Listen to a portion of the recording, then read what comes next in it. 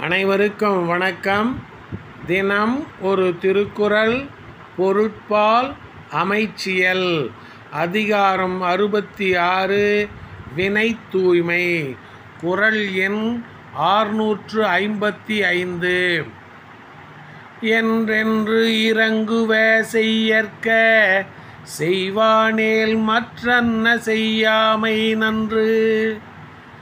என்றென்று இறங்குவ செய்யற்க செய்வானேல் மற்றன்ன செய்யாமை நன்று. மற்றவர்கள் நினைத்து வருந்தும் செயல்களைச் செய்யக்கூடாது. அறியாமையால் முதலில் செய்திருந்தாலும் மீண்டும் செய்யாதிருக்க வேண்டும். மற்றவர்கள் நினைத்து வருந்தும் செயல்களைச் செய்யக்கூடாது. அறியாமையால் முதலில் செய்திருந்தாலும் மீண்டும் செய்யாதிருக்க வேண்டும்.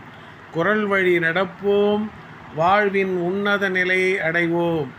நன்றி, வணக்கம்.